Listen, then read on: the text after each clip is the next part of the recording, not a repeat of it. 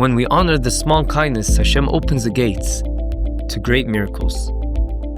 Welcome to Prism of Torah with Rabbi Saf Aaron Prisman, engaging Divrei Torah, packed with stories and practical insights. Find us wherever you get your podcasts or at prismoftorah.org.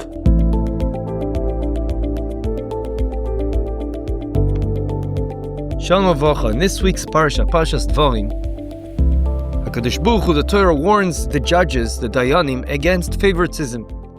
As it says, Lo takiru panim b'mishpat. The Gemara in Sanhedrin, Daf Zayin Amud Beis, brings down Rabbi Yehuda's shita that says takir is milshon from the word takiruhu, which means if you feel there's someone that you really like, don't judge him. However, if we go to the Gemara in Ksuvos, Daf Kuf Hey Amud Beis, it takes it to a different level.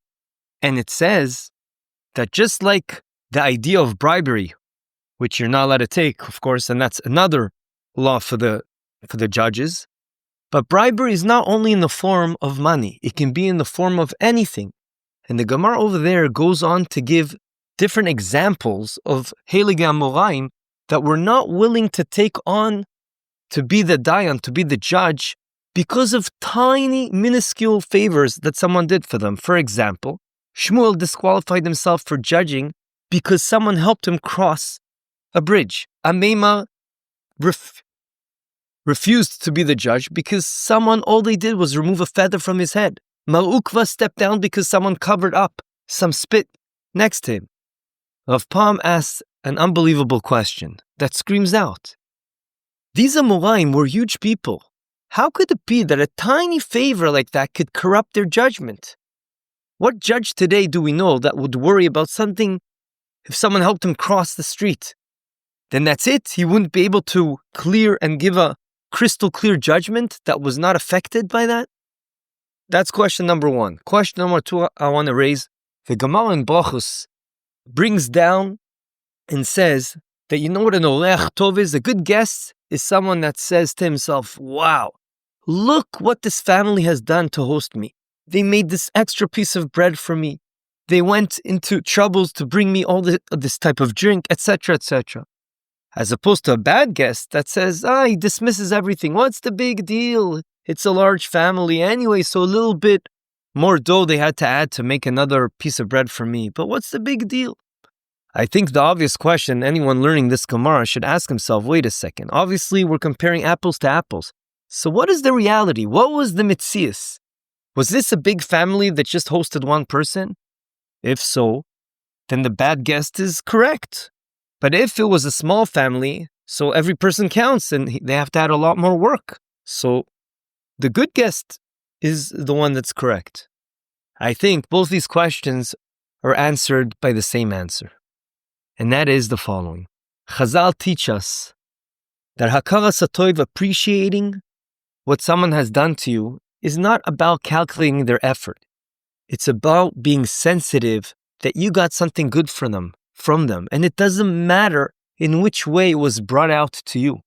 Rav Pam says that when we ask the question, how can it be that these Amoraim, for such a tiny, minuscule favor, weren't able to judge and be impacted by that, and have a crystal clear judgment that's not impacted by the small favor that was done? He says that there's a mistake in the question. The question assumes it's just a small favor, so what's the big deal? The answer is, these Amoraim were on such a high level that they worked on their midah of hakaras hatov, of appreciating what someone else has done to you. And it doesn't matter how much effort they put into that act that they did for you. And hence for them, every small thing was huge. And of course it can impact them. And hence they said, I don't want to judge this. He did something good for me. And that is something big. We dismiss that, unfortunately, but we have to realize, no, it is a big thing and it can easily impact our judgment and cloud our judgment. The same is true about the Gemara in Brachos. It doesn't matter if it's a big family or small family. At the end of the day, a good Oreach is someone on that level of those Amoraim that realizes, look what they gave to me. It doesn't matter how much effort was put in, but I got something good for them. I have to appreciate that. As it says, big people, tzadikim libam birshusam, they are in charge of their hearts. and they worked on their hearts, i.e. their emotions, and they're able to be sensitive that when someone does something good for you, automatically the ripple effect is to have an enormous amount of appreciation. This principle actually extends beyond courtrooms and the dinner tables. Rav Pam notes that this is how marriages crumble. It starts off when spouses take daily favors for granted. Instead of everyone looking at the other person as doing their jobs, a person should appreciate every little act of kindness someone else does to him. Chazal teach us even more than that even when an inanimate object did something that helped you, you should have a kalas hatov to it, because that is working on your midot, your midas. And at times, Chazal teach us that even when someone did something that at that point was bad, but it had a ripple effect of good, there are many Chazals that show us, even for that, a person should have a kalas hatov. Whether it is the Uber driver who makes a U-turn to pick you up on your side of the street, or the coworker who holds the elevator for you. We have to have this special level of sensitivity, just like the Amoraim did. I want to share with you an extreme story that brings out this point. This I heard by Rabbi Sacher Frand at a European rabbinic retreat where Rav Kook used to go to. Someone burst into Rav Venges's Yurtzeit minyan, furiously screaming at him and saying, "What are you doing? You stole my 10th man." Apparently there were 2 minyanim over there, and both had a chiyuv that they wanted to say Kaddish. Rav Kook witnessed this as he was in one of these minyanim, and he saw the person that came in screaming at Rav Benkes. Witnessing this shameful scene, Rav Kook did something shocking, which I guess was more accustomed to be done in such a time, many generations ago. He slapped the insulter across the face.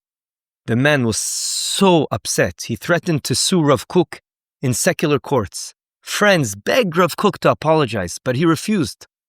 And he said the following: "For my honor, I would apologize, but a Talmid Chacham was shamed." The man eventually backed down, but life in Europe became unbearable. In a way, I guess he was forever known as the one who got slapped by Rav Kook, and apparently deserved to be slapped. Unable to bear the shame, he decided to start life again, and he fled to America, where nobody knew him. There, freed from his reputation, he built a business empire and became a millionaire. Years later, when Rav Kook visited America, the man approached him with a gold watch.